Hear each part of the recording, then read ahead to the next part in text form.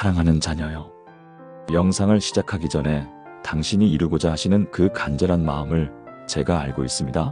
지금 이 순간 10초만 시간을 드릴게요.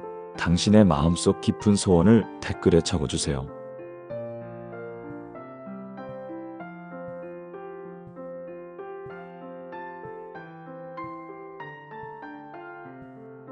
혹시 시간이 더 필요하시다면 지금 영상을 멈추시고 충분히 댓글을 작성하신 후에 다시 시작하세요. 저는 언제나 당신의 댓글을 보고 함께 기도하고 있으니까요. 이제 오늘 당신을 위해 준비한 특별한 말씀을 들어보시겠습니다.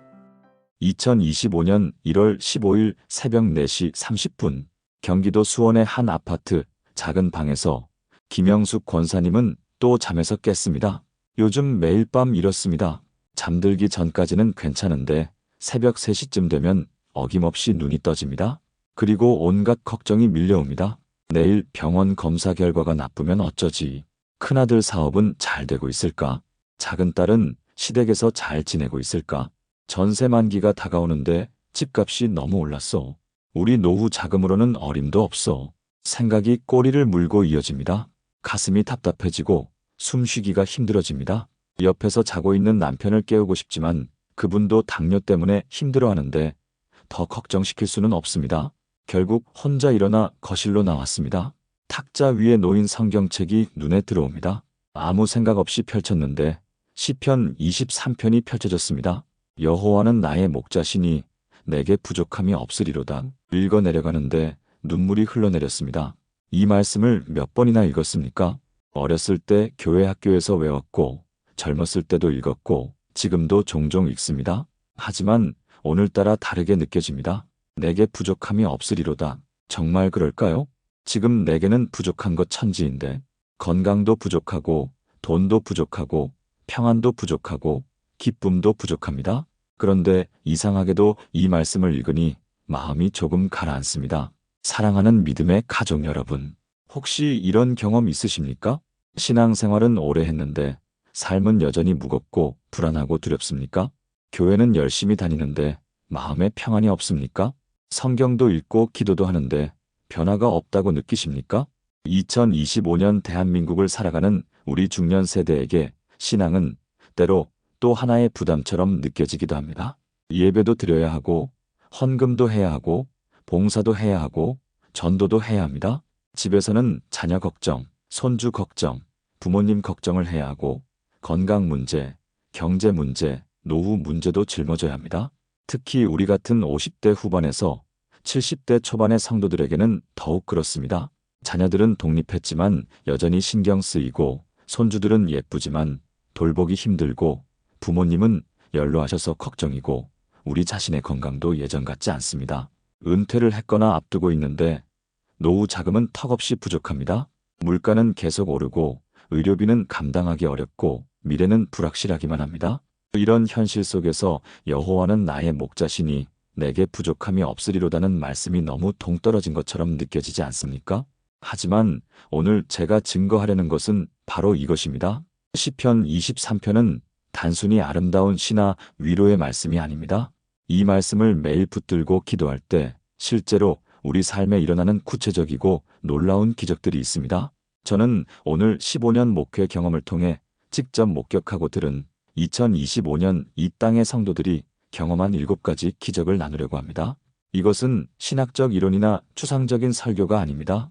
앞서 말씀드린 김영숙 권사님처럼 여러분과 똑같은 고민과 아픔을 가진 평범한 성도들이 실제로 경험한 하나님의 살아계심의 증거입니다. 나이가 많아서 믿음이 약해서 상황이 너무 어려워서 안 될 것 같다는 생각은 이제 내려놓으십시오. 하나님의 말씀은 살아있고 운동력이 있어서 지금 이 순간에도 여러분의 삶을 변화시킬 준비가 되어 있습니다. 이 영상을 끝까지 보시면서 시편 23편의 7가지 기적을 함께 경험하시기를 간절히 바랍니다. 혹시 이 말씀이 은혜가 되신다면 구독과 좋아요로 더 많은 분들과 나누어 주시기 바랍니다. 그럼 지금부터 시작하겠습니다. 여호와는 나의 목자시니 내게 부족함이 없으리로다. 사랑하는 성도님들, 이 말씀으로 시작되는 시편 23편의 첫 번째 기적은 불안이 사라지고 평안이 찾아오는 것입니다. 우리 시대의 가장 큰 질병이 무엇인지 아십니까? 암도 아니고 당뇨도 아니고 고혈압도 아닙니다. 바로 불안입니다. 2025년 현재 대한민국 50대 이상 성인의 73%가 만성 불안 증상을 겪고 있다는 통계가 있습니다. 특히 여성의 경우 그 비율이 더 높아서 82%에 달한다고 합니다. 여러분은 어떠십니까? 밤에 잠자리에 들 때 마음이 편안하십니까? 아침에 눈을 뜰 때 기쁜 마음으로 하루를 시작하십니까? 대부분은 그렇지 못할 것입니다. 밤에는 내일 걱정 때문에 잠들기 어렵고 새벽에는 온갖 생각 때문에 일찍 깨고 낮에는 이것저것 신경 쓸 일이 너무 많습니다. 인천 부평구에 사시는 박순자 집사님 59세의 이야기를 들어보겠습니다. 그분은 3년 전부터 심한 불안장애로 고생하셨습니다. 남편이 정리해고를 당한 후 재취업이 안 되면서 시작됐습니다. 처음에는 단순히 걱정이 많은 정도였습니다. 우리 나이에 일자리를 다시 구할 수 있을까? 퇴직금으로 얼마나 버틸 수 있을까? 하지만 시간이 지나면서 걱정은 불안으로, 불안은 공황으로 발전했습니다. 가슴이 두근거리고 숨이 막히고 손이 떨리는 증상이 나타났습니다. 병원에 가서 신경안정제를 처방받았지만 근본적인 해결책은 아니었습니다. 약을 먹으면 일시적으로 나아지지만 약효가 떨어지면 다시 불안이 밀려왔습니다. 교회는 계속 다녔지만 예배 시간에도 마음이 편하지 않았습니다. 찬양을 불러도 입에서만 나왔지 마음에서 나오지 않았습니다. 설교를 들어도 귀로만 들렸지 가슴에 와닿지 않았습니다. 기도를 해도 하나님, 어떻게 해야 합니까? 하는 초조한 마음뿐이었습니다. 그러던 어느 날 새벽 기도회에서 담임 목사님께서 특별한 권면을 하셨습니다. 사랑하는 성도 여러분, 오늘부터 한 달간 시편 23편을 하루에 100번씩 읽어보십시오. 크게 소리내어 읽으십시오. 여러분의 삶에 기적이 일어날 것입니다. 박순자 집사님은 반신반의했지만 해보기로 했습니다. 잃을 것도 없었으니까요. 그날부터 새벽에 일어나자마자 시편 23편을 읽기 시작했습니다. 여호와는 나의 목자시니 큰 소리로 읽었습니다. 처음에는 전혀 믿어지지 않았습니다. 목자라면 양을 돌봐야 하는데 지금 우리 상황은 완전히 버림받은 것 같았으니까요. 내게 부족함이 없으리로다. 이것도 현실과 너무 달랐습니다. 지금 우리에게는 부족한 것 천지였으니까요. 돈도 부족하고 일자리도 없고 미래도 불확실하고 희망도 안 보였습니다. 하지만 포기하지 않고 계속 읽었습니다. 하루 100번, 아침에 50번, 저녁에 50번. 일주일이 지나도 별 변화가 없었습니다. 2주가 지나도 여전히 불안했습니다. 그런데 3주째 되던 날 이상한 경험을 했습니다. 아침에 시편 23편을 읽는데 갑자기 이 말씀이 단순한 글자가 아니라 살아있는 음성으로 들리기 시작한 것입니다. 여호와는 나의 목자시니 내가 너의 목자다. 내가 너를 책임진다. 내가 너를 돌본다. 하나님의 음성이 들리는 것 같았습니다. 가슴이 뜨거워지면서 눈물이 쏟아졌습니다. 맞다. 하나님께서 우리를 버리지 않으셨구나. 지금 이 어려운 상황 속에서도 여전히 우리의 목자가 되어주시는구나. 그 깨달음이 오자 무언가가 확 바뀌었습니다. 불안이 사라진 것은 아니었습니다. 여전히 앞날은 불확실했고 돈 문제도 해결되지 않았습니다. 하지만 그 불안이 나를 압도하지 못했습니다. 불안보다 더 큰 평안이 마음에 자리 잡았기 때문입니다. 여호와는 나의 목자신이라는 이 말씀이 얼마나 놀라운지 아십니까? 히브리어 원문을 보면 아도나이 로이라고 되어 있습니다. 아도나이는 주님, 하나님을 의미하고 로이는 나의 목자를 뜻합니다. 여기서 중요한 것은 나이라는 단어입니다. 수많은 양 중에 하나가 아니라 바로 나의 목자라는 것입니다. 목자는 양을 어떻게 돌봅니까? 첫째, 목자는 양의 필요를 정확히 압니다. 언제 배고픈지, 언제 목마른지, 언제 쉬어야 하는지, 언제 위험한지를 모두 압니다. 둘째, 목자는 양보다 먼저 움직입니다. 양이 배고프기 전에 미리 풀밭을 찾아두고, 양이 목마르기 전에 미리 물가를 알아두고, 위험이 오기 전에 미리 대비합니다. 셋째, 목자는 절대로 양을 버리지 않습니다. 한 마리라도 잃어버리면 99마리를 두고라도 그 한 마리를 찾아 나섭니다. 바로 이것이 하나님께서 우리에게 하시는 일입니다. 여러분의 필요를 정확히 아시고 여러분보다 먼저 움직이시고 절대로 여러분을 버리지 않으십니다. 박순자 집사님의 이야기로 돌아가겠습니다. 시편 23편을 매일 읽기 시작한 지 한 달쯤 되었을 때 남편에게 뜻밖의 연락이 왔습니다. 예전 직장 동료가 새로 시작하는 사업에 함께하자고 제안한 것입니다. 급여는 예전만큼은 아니었지만 일할 수 있다는 것만으로도 감사했습니다. 더 놀라운 것은 박순자 집사님 자신의 변화였습니다. 남편이 일을 시작한 후에도 여전히 경제적으로 빠듯했습니다. 예전 같았으면 또 불안해했을 것입니다. 하지만 이제는 달랐습니다. 여호와는 나의 목자시니 내게 부족함이 없으리로다. 이 말씀이 마음에 뿌리를 내렸기 때문입니다. 그분은 지금도 매일 아침 시편 23편을 읽습니다. 신경 안정제는 6개월 전에 완전히 끊었습니다. 불안장애도 거의 사라졌습니다. 무엇보다 마음에 평안이 있습니다. 상황이 완벽하게 좋아진 것은 아닙니다. 여전히 절약하며 살아야 하고 여전히 미래가 불확실합니다. 하지만 더 이상 그것 때문에 불안하지 않습니다. 왜냐하면 하나님께서 자신의 목자가 되어주신다는 확신이 있기 때문입니다. 내게 부족함이 없으리로다. 이 말씀도 깊이 묵상해 봅시다. 히브리어로 로 에으사르라고 하는데 단순히 결핍이 없다는 의미를 넘어섭니다. 완전함, 충족함, 만족함이라는 깊은 의미를 담고 있습니다. 물질적으로 풍족하다는 뜻이 아닙니다.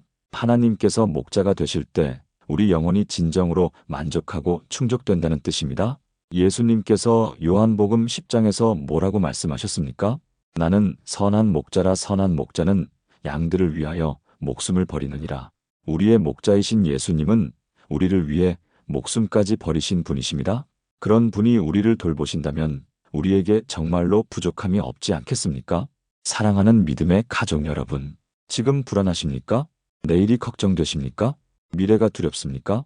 오늘부터 매일 아침 시편 23편 1절을 큰 소리로 읽어보십시오. 여호와는 나의 목자시니 내게 부족함이 없으리로다. 처음에는 믿어지지 않을 수 있습니다. 하지만 계속 읽고 계속 고백하고 계속 믿으십시오. 한 달, 두 달이 지나면 여러분도 분명히 경험하게 될 것입니다. 불안이 사라지고 평안이 찾아오는 첫 번째 기적을 말입니다. 그가 나를 푸른 풀밭에 누이시며 쉴만한 물가로 인도하시는도다. 시편 23편 2절. 사랑하는 성도님들, 두 번째 기적은 지친 영혼이 회복되고 새 힘을 얻는 것입니다. 요즘 가장 많이 듣는 말이 무엇입니까? 피곤해요. 지쳐요. 힘들어요. 우리 세대의 공통된 고백입니다. 몸도 피곤하지만 마음은 더 피곤합니다. 영혼이 지쳐 있습니다. 밤에 푹 자고 일어나도 여전히 피곤합니다. 휴가를 다녀와도 여전히 지쳐 있습니다. 왜 그럴까요? 몸의 피곤이 아니라 영혼의 피곤이기 때문입니다. 대구에 사시는 이명희 권사님의 이야기를 들어보겠습니다. 그분은 5년 전 남편이 세상을 떠난 후 혼자 살고 계십니다. 자녀들은 서울과 부산에 살고 있어서 자주 보기 어렵습니다. 처음 1년은 슬픔 속에서 보냈습니다. 2년째부터는 외로움이 밀려왔습니다. 3년째부터는 무기력함이 찾아왔습니다. 아침에 일어나도 할 일이 없습니다. 밥을 먹어도 맛이 없습니다. TV를 봐도 재미가 없습니다. 교회는 나가지만 예배가 은혜롭지 않습니다. 성경을 읽어도 마음에 와닿지 않습니다. 기도를 해도 하늘이 막힌 것 같습니다. 이렇게 살아서 뭐하나? 하루하루가 너무 무겁다? 그런 생각이 자주 들었습니다. 병원에 가서 검사를 받았지만 몸에는 별 이상이 없었습니다. 의사는 우울증 진단을 내렸고 약을 처방했습니다. 약을 먹으면 조금 나아지는 것 같다가도 시간이 지나면 다시 무기력해졌습니다.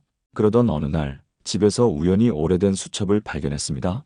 20년 전 남편과 성지순례를 갔을 때 적어놓은 수첩이었습니다. 거기에 시편 23편이 필사되어 있었습니다. 당시 이스라엘의 양 목장을 보면서 감동받아 적어놓은 것이었습니다. 그가 나를 푸른 풀밭에 누이시며 쉴만한 물가로 인도하시는도다. 이 구절을 읽는데 갑자기 눈물이 나왔습니다. 푸른 풀밭에 누이시며 쉴만한 물가로. 그래, 나에게 필요한 것이 바로 이것이구나. 진정한 쉼이구나. 영혼의 안식이구나. 그날부터 이명의 권사님은 시편 23편 2절을 매일 묵상하기 시작했습니다. 그가 나를 푸른 풀밭에 누이시며. 푸른 풀밭이 무엇입니까? 히브리어로 니오트 데쉐라고 하는데 신선한 풀의 목장을 의미합니다. 단순히 푸른 색깔이 아니라 생명력이 넘치고 싱싱하고 풍성한 곳을 뜻합니다. 중동 지역의 광야를 생각해 보십시오. 대부분의 땅은 메마르고 황량합니다. 돌밭이거나 모래땅입니다. 그런 환경에서 푸른 풀밭을 찾아내는 것은 목자의 실력입니다. 목자는 양들이 자기 전날 미리 다음날 목장을 살핍니다. 어디에 싱싱한 풀이 있는지, 어디가 안전한지를 알아둡니다. 양들은 그저 목자를 따라가기만 하면 됩니다. 그러면 목자가 이미 준비해둔 푸른 풀밭에 도착하게 됩니다. 하나님께서도 우리에게 그렇게 하십니다. 이 메마른 세상 속에서 우리 영혼이 쉴 수 있는 푸른 풀밭을 준비해 두십니다. 쉴 만한 물가로 인도하시는도다. 이 부분도 놀랍습니다. 히브리어로 메이 메누오트라고 하는데 안식의 물, 고요한 물을 의미합니다. 급류가 아니라 잔잔하고 평화로운 물을 뜻합니다. 양들은 급류에서 물을 마시지 못합니다. 물소리가 크면 놀라서 도망가고 물이 세차게 흐르면 위험해서 접근하지 못합니다. 목자는 반드시 양들이 안전하게 물을 마실 수 있는 고요한 물가를 찾아야 합니다. 그래야 양들이 두려움 없이 목을 축일 수 있습니다. 하나님께서도 우리에게 그런 쉼을 주십니다. 세상의 소음과 혼란 속에서도 우리 영혼이 안식할 수 있는 고요한 곳으로 인도하십니다. 이명의 권사님은 이 말씀을 묵상하면서 깨달았습니다. 내가 지금까지 찾았던 쉼은 진짜 쉼이 아니었구나. TV를 보고 친구를 만나고 여행을 가는 것으로 마음의 공허함을 채우려 했습니다. 하지만 그것들은 일시적인 기분 전환일 뿐 영혼의 깊은 갈증을 해결해 주지 못했습니다. 진짜 쉼은 하나님께로부터 옵니다. 하나님의 품에서, 하나님의 말씀 안에서, 하나님과의 교제 속에서 찾을 수 있는 것입니다. 그분은 매일 새벽 조용히 하나님 앞에 나아가기 시작했습니다. 아무 말도 하지 않고 그저 하나님의 임재 안에 머물렀습니다.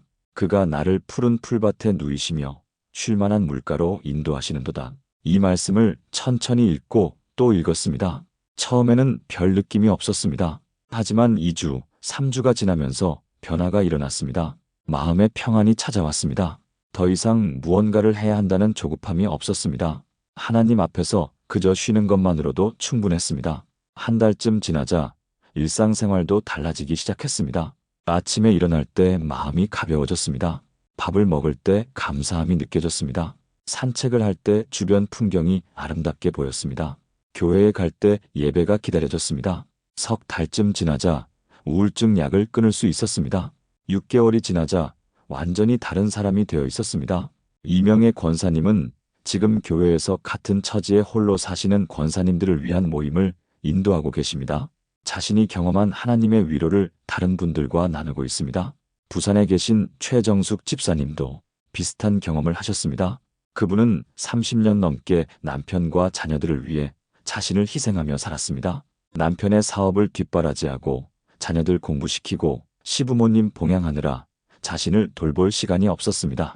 자녀들이 다 결혼하고 나가자 갑자기 허전함이 밀려왔습니다. 내 인생이 뭐였나? 나를 위해 산 적이 없는 것 같다. 그런 생각이 들면서 우울해졌습니다. 교회 봉사도 열심히 했지만 그것마저 의무감으로 하게 되었습니다. 남을 위해 봉사하는 것이 기쁨이 아니라 부담이 되었습니다. 그러던 중 교회에서 시편 묵상 모임이 열렸고 첫 번째로 시편 23편을 공부했습니다. 담당 목사님께서 2절을 설명하시면서 이렇게 말씀하셨습니다. 하나님께서는 여러분이 쉬기를 원하십니다. 여러분을 푸른 풀밭에 누이시기를 원하십니다. 여러분의 영혼이 회복되기를 원하십니다. 최정숙 집사님은 그 말씀을 듣는데 눈물이 쏟아졌습니다. 그래, 나는 한 번도 제대로 쉬어본 적이 없었어. 항상 무언가를 해야 한다고 생각했어. 그날부터 의식적으로 쉼의 시간을 가지기 시작했습니다. 매일 오후 2시부터 3시까지는 오직 자신을 위한 시간으로 정했습니다. 그 시간에는 조용히 성경을 읽거나 기도하거나 찬양을 듣거나 그냥 창밖을 바라보며 쉬었습니다. 특히 시편 23편 2절을 반복해서 묵상했습니다. 그가 나를 푸른 풀밭에 누이시며 쉴 만한 물가로 인도하시는도다. 처음에는 1시간을 혼자 가만히 있는 것이 익숙하지 않았습니다. 뭔가 해야 할 것 같고 누군가를 돌봐야 할 것 같았습니다. 하지만 계속 연습했습니다. 하나님께서 주시는 쉼을 누리는 연습을 했습니다. 한 달이 지나자 그 1시간이 하루 중 가장 소중한 시간이 되었습니다. 영혼이 회복되는 시간, 새 힘을 얻는 시간이었습니다. 석 달이 지나자 일상생활도 완전히 바뀌었습니다. 봉사를 할 때도 의무감이 아니라 기쁨으로 하게 되었습니다.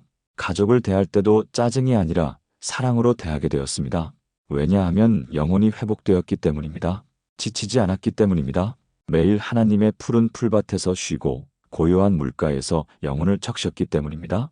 이사야 40장 31절 말씀이 현실이 되었습니다.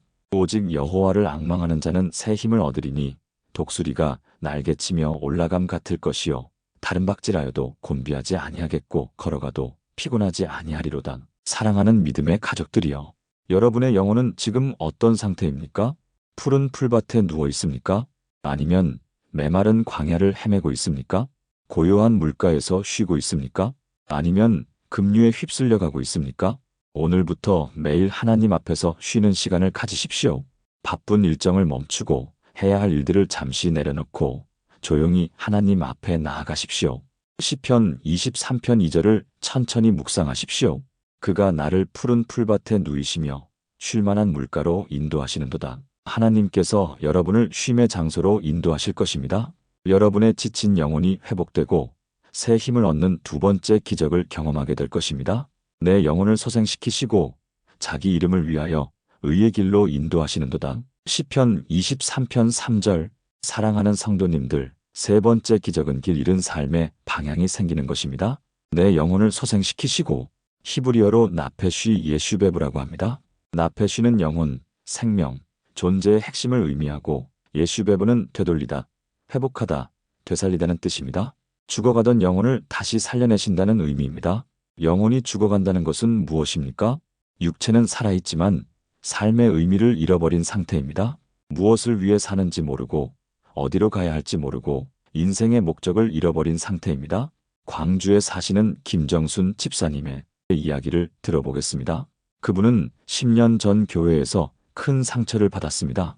열심히 봉사하고 헌신했는데 어느 날 갑자기 오해를 받아 모든 직분에서 물러나게 되었습니다. 자초지종을 설명할 기회조차 주어지지 않았습니다. 억울했지만 변명할 방법이 없었습니다. 결국 교회를 옮겼습니다. 새 교회에서 다시 시작했지만 마음의 상처는 아물지 않았습니다. 내가 뭘 잘못했을까?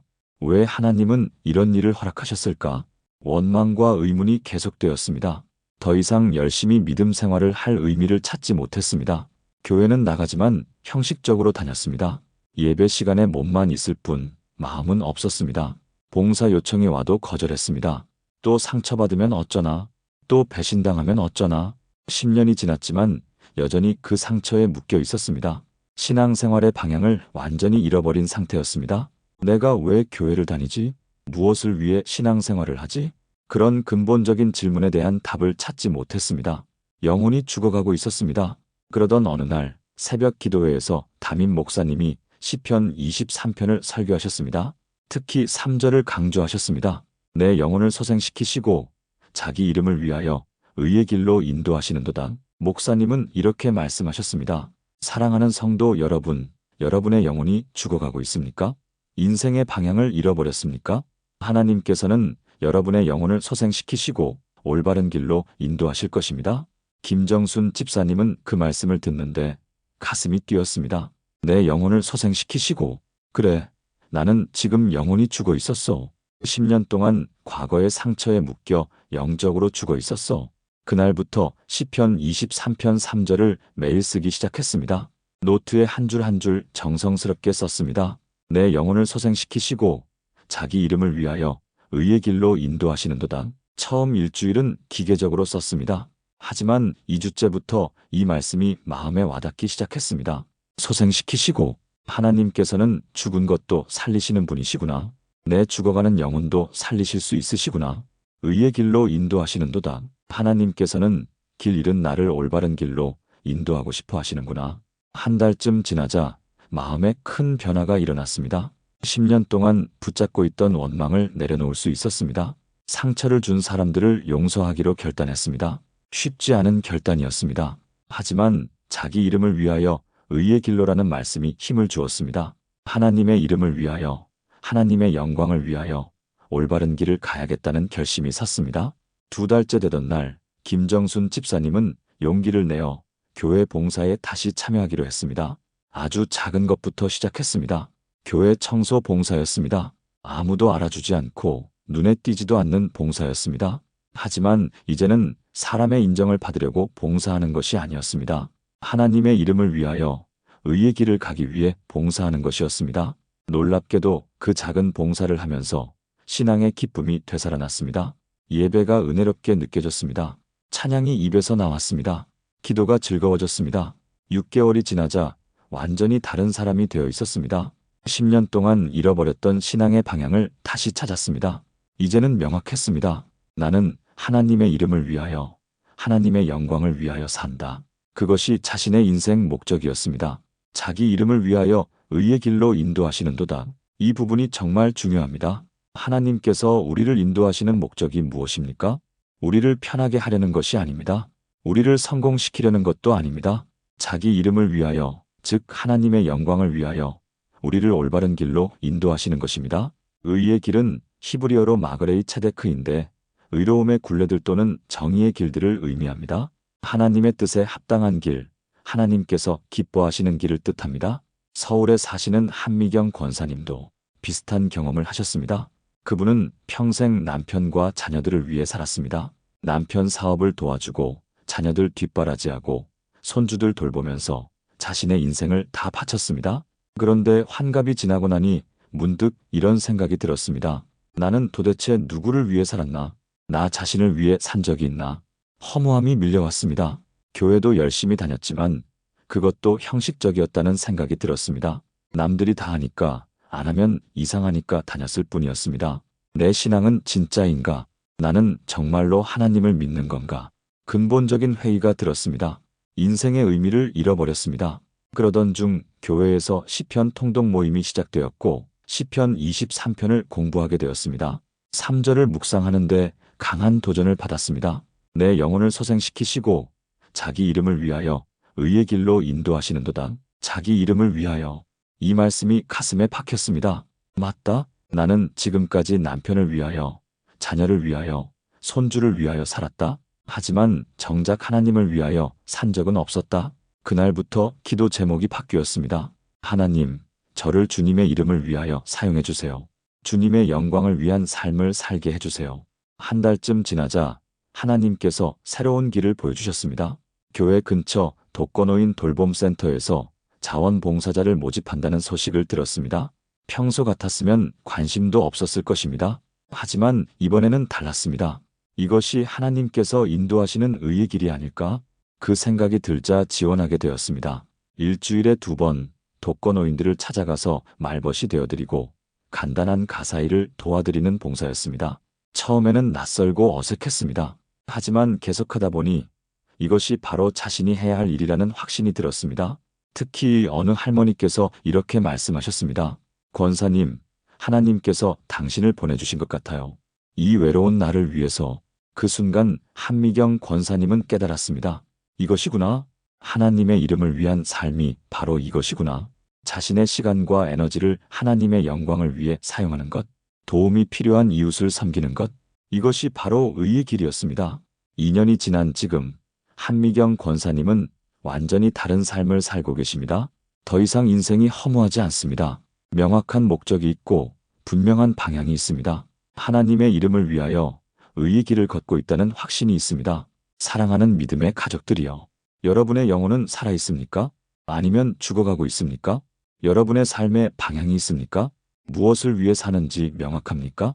오늘 시편 23편 3절을 붙들고 기도하십시오. 내 영혼을 소생시키시고 자기 이름을 위하여 의의 길로 인도하시는도다. 하나님께서 여러분의 죽어가는 영혼을 소생시키실 것입니다. 길 잃은 삶에 분명한 방향을 주실 것입니다. 하나님의 이름을 위하여 의의 길로 인도하실 것입니다. 이것이 바로 세 번째 기적입니다. 내가 사망의 음침한 골짜기로 다닐지라도 해를 두려워하지 아니할 것은 주께서 나와 함께 하심이라. 사랑하는 성도님들, 네 번째 기적은 죽음의 공포에서도 담대함을 얻는 것입니다. 사망의 음침한 골짜기, 히브리어로 게이 찰마베트라고 합니다. 직역하면 죽음의 그림자 골짜기입니다. 실제로 죽은 것은 아니지만 죽음과 같은 절망과 어둠 속에 있는 상태를 의미합니다. 우리 인생에도 그런 골짜기의 시간들이 있지 않습니까? 갑작스러운 암 진단을 받을 때, 사랑하는 가족을 떠나보낼 때, 경제적으로 완전히 무너질 때, 건강이 급격히 악화될 때, 그때가 바로 사망의 음침한 골짜기입니다. 울산에 사시는 정명자 권사님의 간증을 들어보겠습니다. 2023년 3월 그분은 췌장암 사기 진단을 받았습니다. 의사는 조심스럽게 말했습니다. 많이 진행되어서 6개월 정도 예상됩니다. 사형 선고나 다름없었습니다. 남편은 이미 12년 전에 세상을 떠났고 자녀들은 멀리 서울과 미국에 살고 있었습니다. 혼자 이 진단을 받아들여야 했습니다. 처음 2주간은 정말 지옥이었습니다. 밤에 잠을 이룰 수가 없었습니다. 눈을 감으면 죽음이 보이는 것 같았습니다. 6개월, 단 6개월밖에 남지 않았다니. 아직 해야 할 일도 많은데, 손주들도 더 보고 싶은데, 두려움과 공포가 밀려왔습니다. 죽음에 대한 막연한 공포였습니다. 교회는 평생 다녔고 예수님을 믿는다고 고백했지만 막상 죽음 앞에서는 너무나 두려웠습니다. 천국이 정말 있을까? 부활이 정말 있을까? 아니면 그냥 끝인 걸까? 의심까지 들었습니다. 하나님께 원망도 했습니다. 하나님, 제가 뭘 잘못했습니까? 평생 교회 다니며 열심히 살았는데 왜 이런 병을 주십니까? 그러던 어느 날 새벽 잠을 이루지 못하고 뒤척이다가 일어나 성경을 펼쳤습니다. 무의식적으로 시편 23편이 펼쳐졌습니다. 4절을 읽는데 갑자기 눈물이 쏟아졌습니다. 내가 사망의 음침한 골짜기로 다닐지라도 해를 두려워하지 아니할 것은 주께서 나와 함께 하심이라. 사망의 음침한 골짜기. 그래, 지금 내가 바로 이 골짜기에 있구나. 죽음의 그림자가 드리워진 골짜기에 서 있구나. 그런데 다음 구절이 마음을 파고들었습니다. 주께서 나와 함께 하심이라. 함께 하신다고? 이 무서운 죽음의 골짜기를 혼자 걷는 것이 아니라고? 하나님께서 함께 걸어가 주신다고? 그 순간 무언가가 확 바뀌었습니다. 두려움이 완전히 사라진 것은 아니었습니다. 하지만 그 두려움보다 더 큰 평안이 찾아왔습니다. 혼자가 아니구나. 하나님께서 함께 하시는구나. 정명자 권사님은 그날부터 매일 아침 시편 23편 4절을 큰 소리로 선포하기 시작했습니다. 내가 사망의 음침한 골짜기로 다닐지라도 해를 두려워하지 아니할 것은 주께서 나와 함께 하심이라. 항암 치료를 받으러 병원에 갈 때도 이 말씀을 외웠습니다. 극심한 부작용으로 고통스러울 때도 이 말씀을 붙들었습니다. 머리카락이 다 빠지고 체중이 15kg나 빠지고 온몸에 통증이 왔지만 마음은 평안했습니다. 왜냐하면 주께서 나와 함께 하신다는 확신이 있었기 때문입니다. 같은 병실의 다른 환자들이 놀랐습니다. 권사님은 어떻게 그렇게 평온하세요? 저는 너무 무섭고 불안한데. 정명자 권사님은 그들에게 시편 23편을 나누었습니다. 우리는 혼자가 아닙니다. 하나님께서 함께 하십니다. 병실에서 작은 성경 공부 모임이 시작되었습니다. 환자들과 보호자들이 모여 시편 23편을 함께 읽고 묵상했습니다. 의사들도 신기해했습니다. 정 권사님은 정말 특별하세요. 정신적으로 이렇게 안정된 환자는 처음 봅니다. 의학적으로도 정신 상태가 안정되면 면역력이 높아지고 치료 효과가 좋아진다는 것이 입증되어 있습니다. 6개월이 지났습니다. 의사가 예상했던 시간이 지났지만 정명자 권사님은 여전히 살아계셨습니다.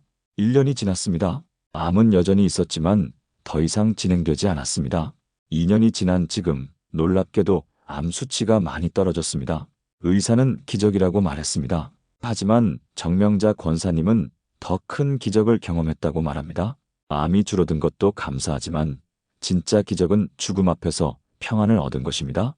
살든지 죽든지 주님께서 함께 하신다는 확신이 있으니 더 이상 두렵지 않습니다. 주께서 나와 함께 하심이라. 이 말씀이 얼마나 놀라운지 아십니까? 골짜기를 없애주신다는 것이 아닙니다. 골짜기를 통과할 때 함께 걸어가 주신다는 것입니다. 문제를 제거해 주시는 것이 아니라 문제 속에서 동행해 주시는 것입니다. 이것이 더 큰 은혜입니다. 제주도에 계신 김순옥 권사님의 간증도 들어보겠습니다. 5년 전 남편이 초기 알츠하이머 진단을 받았습니다. 처음에는 가벼운 건망증이었습니다. 열쇠를 어디 뒀는지 잊어버리고 약속 시간을 잊어버리는 정도였습니다. 하지만 시간이 지나면서 점점 심해졌습니다. 2년 전부터는 그분조차 알아보지 못하기 시작했습니다. 당신은 누구세요? 40년을 함께 산 아내를 모르겠다고 했습니다. 가슴이 무너지는 것 같았습니다. 3년 전부터는 완전히 돌봄이 필요한 상태가 되었습니다. 배설도 스스로 하지 못하고 식사도 도움이 필요하고 밤낮이 바뀌어 잠도 제대로 자지 못했습니다. 요양원에 모시려 했지만 비용이 한 달에 300만 원이 넘었습니다. 연금으로는 감당할 수 없었습니다. 결국 집에서 모시기로 했습니다. 지옥 같은 시간의 시작이었습니다. 하루 24시간 간병을 해야 했습니다. 잠도 제대로 자지 못했습니다.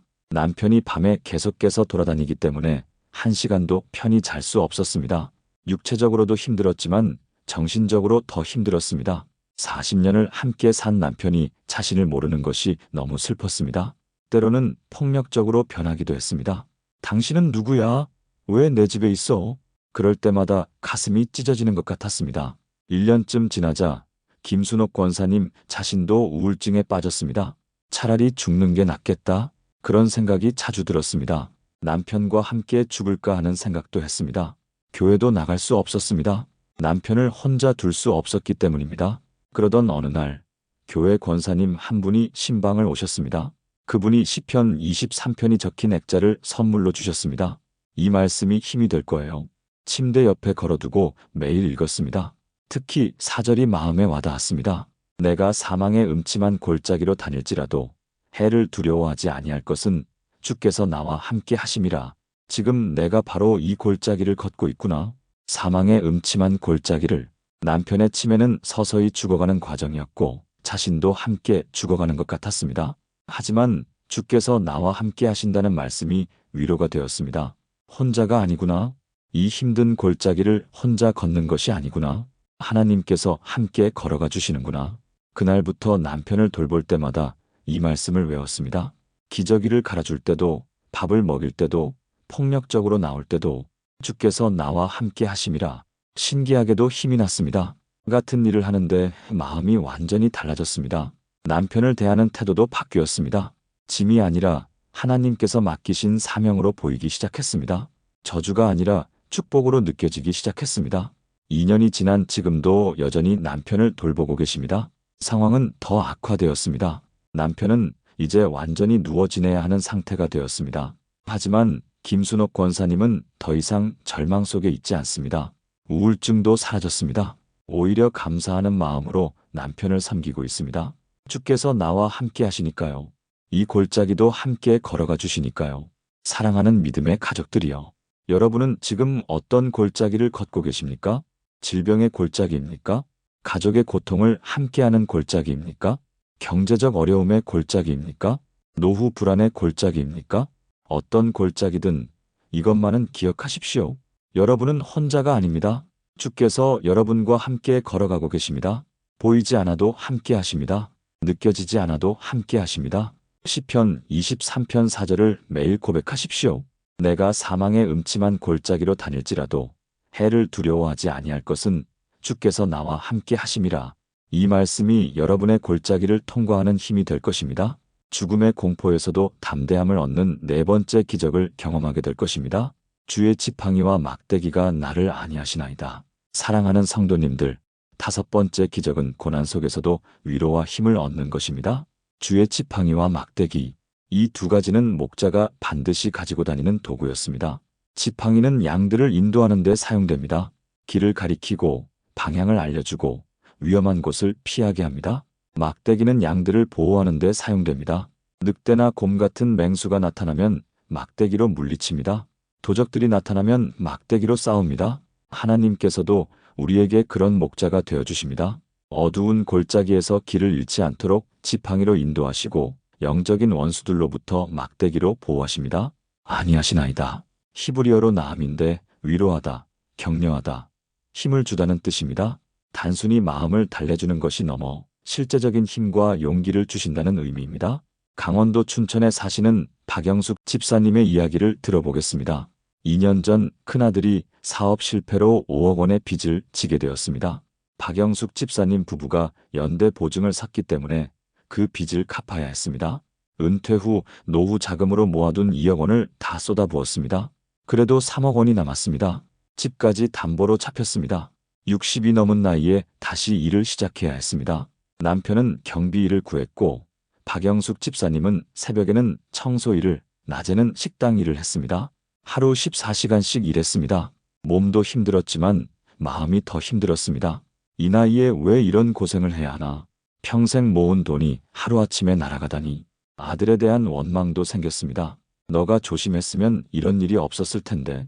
분노와 좌절, 억울함과 서러움이 뒤섞였습니다. 교회는 계속 나갔지만 기도가 되지 않았습니다. 하나님께 원망하는 마음만 가득했습니다. 하나님, 우리가 뭘 잘못했습니까?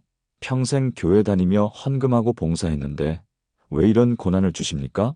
그러던 어느 날 새벽 청소 일을 하러 가는 버스 안에서 핸드폰으로 성경을 읽었습니다. 시편 23편이 떠올라 읽게 되었습니다. 4절 후반부가 마음에 와닿았습니다. 주의 지팡이와 막대기가 나를 안위하시나이다. 지팡이와 막대기. 갑자기 어릴 때 할아버지가 들려주신 이야기가 떠올랐습니다. 할아버지는 젊은 시절 양을 치셨다고 했습니다. 목자는 절대 지팡이와 막대기를 놓지 않는단다. 왜냐하면 그것이 양들을 지키는 유일한 도구니까. 그 말씀이 새롭게 들렸습니다. 하나님께서도 나를 지키기 위해 지팡이와 막대기를 들고 계시는구나. 박영숙 집사님은 그날부터 이 말씀을 매일 고백하기 시작했습니다. 일하러 가는 버스 안에서 힘들 때마다, 원망이 올라올 때마다 주의 지팡이와 막대기가 나를 안위하시나이다. 처음 한 달은 별 변화가 없었습니다.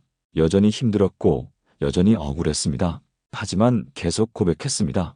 2달째 되던 날 이상한 경험을 했습니다. 새벽 4시에 일어나 청소하러 가는 길이 너무 힘들어서 눈물이 났습니다. 언제까지 이렇게 살아야 하나. 그때 이 말씀이 떠올랐습니다. 주의 지팡이와 막대기가 나를 안위하시나이다. 큰 소리로 고백했습니다. 그러자 갑자기 힘이 솟는 것 같았습니다. 마음이 따뜻해지고 위로를 받는 느낌이었습니다. 맞다. 하나님께서 나와 함께 하시는구나. 이 고난의 길에서도 나를 지키고 계시는구나. 그 후로 마음가짐이 완전히 바뀌었습니다. 같은 일을 하는데 태도가 달라졌습니다. 청소를 하면서도 감사했습니다. 일할 수 있는 건강을 주셔서 감사합니다. 식당 일을 하면서도 기쁨이 있었습니다. 손님들을 섬길 수 있어서 감사합니다. 아들을 대하는 마음도 바뀌었습니다. 원망 대신 기도가 나왔습니다. 하나님, 아들을 도와주세요. 다시 일어날 수 있게 해주세요.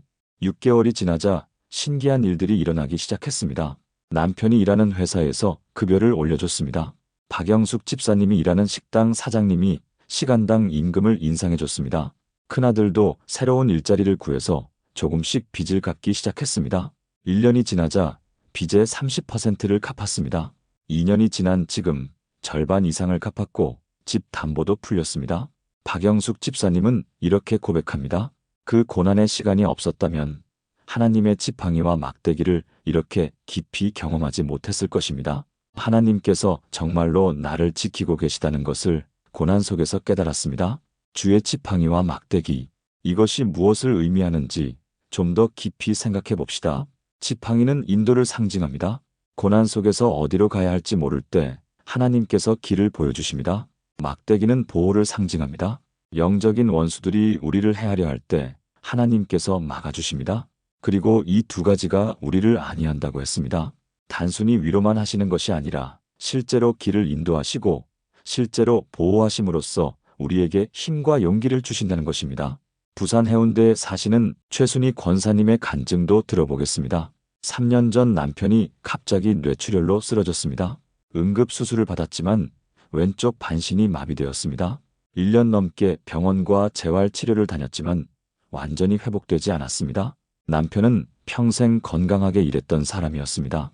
갑자기 장애인이 되자 극심한 우울증에 빠졌습니다. 최순희 권사님도 힘들었습니다. 남편 병수발에 경제적 부담에 미래에 대한 불안까지 하루하루가 전쟁이었습니다. 그러던 중 교회 신방 목사님께서 시편 23편을 나누어 주셨습니다. 권사님, 이 말씀을 매일 읽어보세요. 특히 4절을 붙들어 보세요. 최순희 권사님은 매일 아침 남편에게 시편 23편을 읽어주기 시작했습니다. 특히 4절을 강조해서 읽었습니다. 주의 지팡이와 막대기가 나를 안위하시나이다. 처음에는 남편도 무반응이었습니다. 하지만 계속 읽어줬습니다. 한 달쯤 지나자 남편이 따라 읽기 시작했습니다. 주의, 지팡이와 막대기가. 발음이 정확하지 않았지만 읽으려고 노력했습니다. 2달째 되자 남편의 우울증이 조금씩 나아지기 시작했습니다. 주의 지팡이와 막대기가 나를 안위하시나이다. 그래, 하나님께서 나를 지켜주시는구나. 재활치료도 더 열심히 받았습니다. 석 달째 되자 왼쪽 팔을 조금씩 움직일 수 있게 되었습니다. 6개월째 되자 지팡이를 짚고 조금씩 걸을 수 있게 되었습니다. 1년이 지난 지금 완전히 회복되지는 않았지만 일상생활은 가능해졌습니다. 더 놀라운 것은 남편의 신앙이었습니다. 예전에는 교회를 잘 나가지 않았는데 이제는 누구보다 열심히 예배에 참석합니다. 하나님의 지팡이와 막대기가 나를 일으켜 세우셨어. 그렇게 간증합니다. 사랑하는 믿음의 가족들이여. 여러분은 지금 어떤 고난 속에 있습니까? 경제적 어려움입니까? 건강 문제입니까? 가족의 고통입니까? 어떤 고난이든 이것을 기억하십시오. 하나님의 지팡이와 막대기가 여러분을 안위하고 계십니다. 길을 인도하시고 보호하시고 힘을 주십니다. 시편 23편 4절을 매일 고백하십시오. 주의 지팡이와 막대기가 나를 안위하시나이다. 고난 속에서도 위로와 힘을 얻는 5번째 기적을 경험하게 될 것입니다. 주께서 내 원수의 목전에서 내게 상을 차려주시고 기름을 내 머리에 부으시니 내 잔이 넘치나이다. 사랑하는 성도님들, 6번째 기적은 원수들 앞에서도 축복받는 것입니다. 여기서 놀라운 반전이 일어납니다. 앞에서는 목자와 양의 관계였는데 여기서는 주인과 손님의 관계로 바뀝니다. 하나님께서는 우리를 단순한 양으로만 보시는 것이 아니라 귀한 손님으로 대접해 주신다는 뜻입니다. 내 원수의 목전에서 내게 상을 차려주시고, 이 표현은 고대 근동 문화를 이해해야 합니다. 당시의 원수 앞에서 누군가를 위해 잔치상을 차린다는 것은 매우 특별한 의미였습니다. 그 사람을 완전히 보호하고 높이고 축복한다는 공개적인 선언이었습니다. 원수들이 보는 앞에서도 당당하게 축복해 주시는 하나님의 은혜를 보여주는 것입니다. 우리 인생에도 원수들이 있습니다. 실제 사람일 수도 있고 질병이나 가난, 절망과 같은 상황일 수도 있습니다. 그런 원수들이 우리를 해하려고 할 때 하나님께서는 오히려 그들 앞에서 우리를 축복해 주신다는 것입니다. 대전에 사시는 이순자 권사님의 이야기를 들어보겠습니다. 5년 전 그분은 직장에서 심한 따돌림을 당했습니다. 새로 부임한 상사가 그분을 싫어했습니다. 나이가 많다는 이유로, 여자라는 이유로 온갖 트집을 잡았습니다. 회의 때마다 망신을 줬고 승진에서도 계속 누락시켰습니다.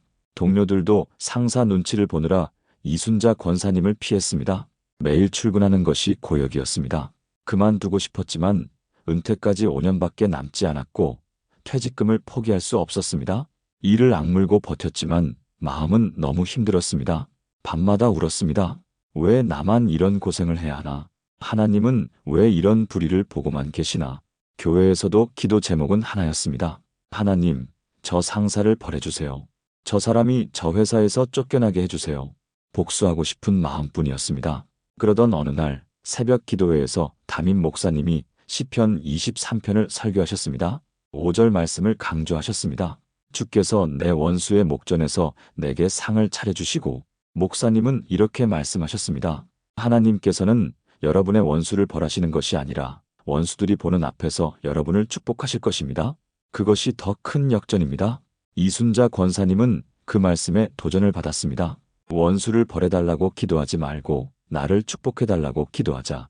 기도 제목이 바뀌었습니다. 하나님, 저 상사를 벌하지 마시고 제가 그 사람 앞에서 축복받게 해주세요. 제가 인정받게 해주세요.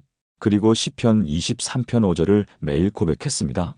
주께서 내 원수의 목전에서 내게 상을 차려주시고, 마음가짐도 바뀌었습니다. 상사에게 맞대응하거나 피하지 않고 오히려 더 열심히 일했습니다. 상사가 트집을 잡아도 참았습니다. 동료들이 피해도 먼저 다가갔습니다.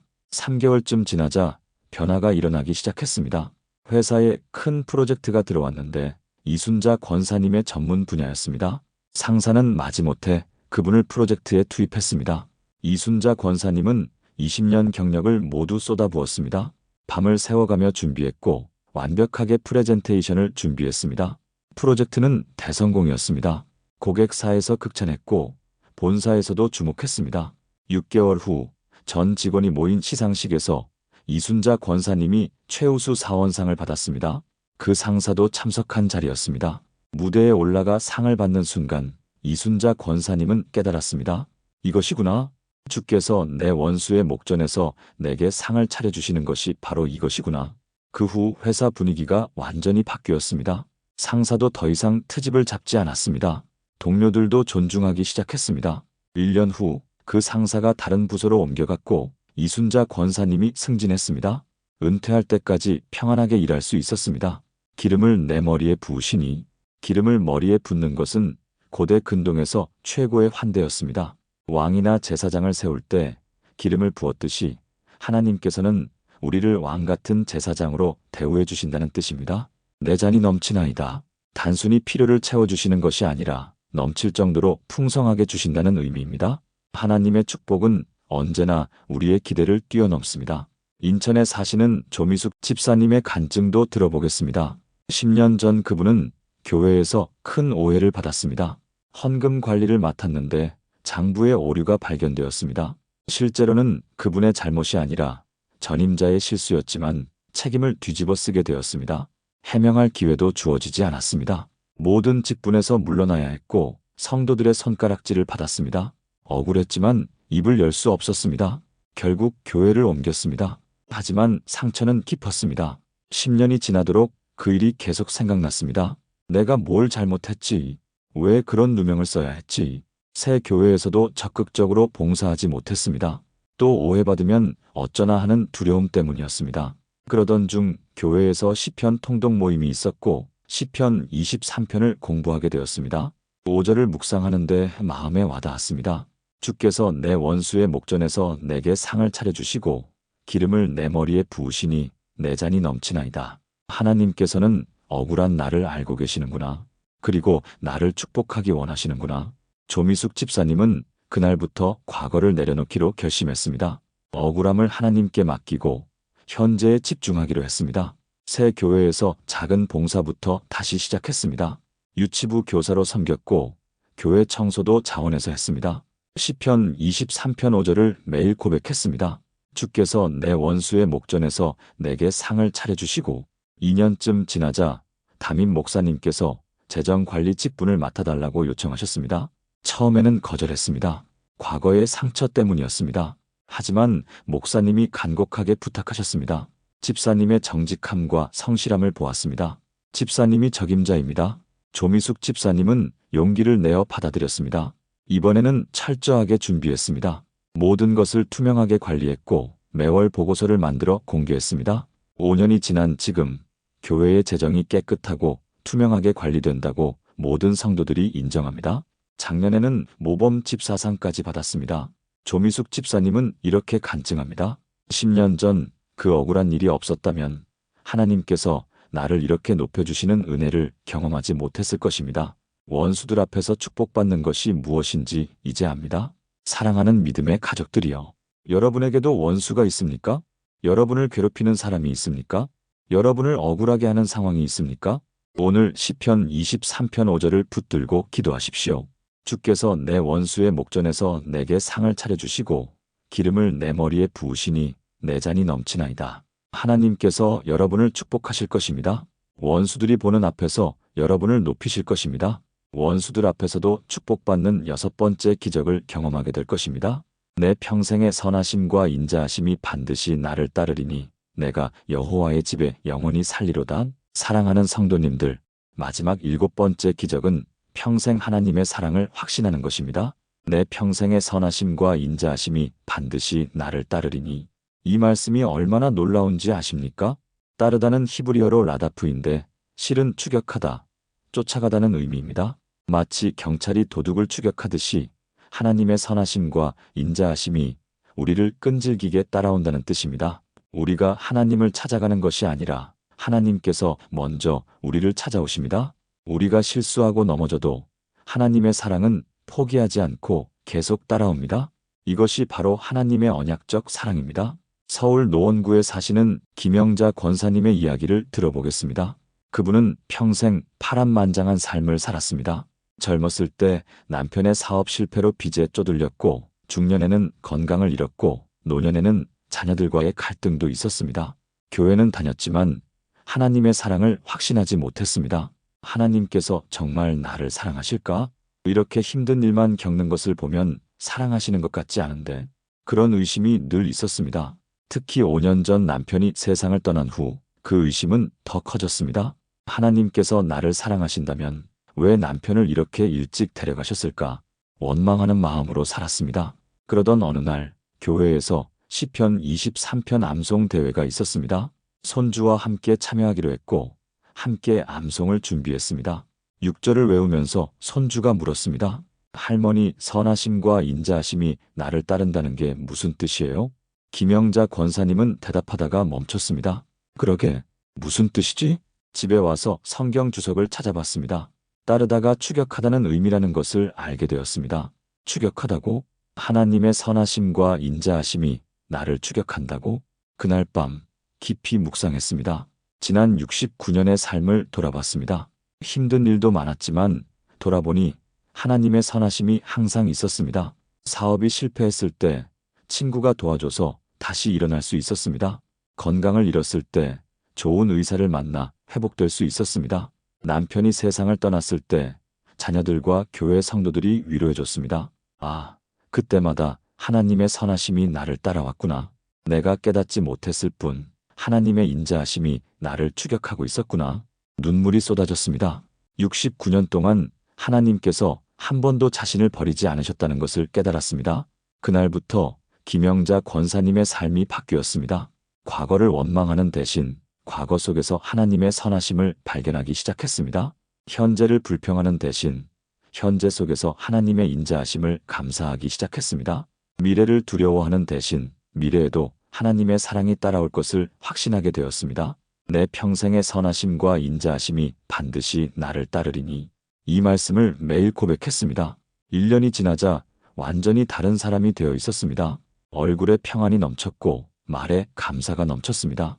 손주들도 할머니가 달라졌다고 했습니다. 할머니, 요즘 왜 이렇게 행복해 보여요? 김영자 권사님은 대답했습니다.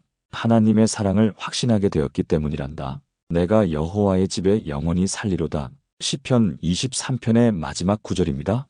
여호와의 집은 단순히 성전을 의미하는 것이 아닙니다. 하나님의 임재 가운데 하나님과의 관계 속에서 하나님의 사랑 안에서 영원히 거한다는 의미입니다.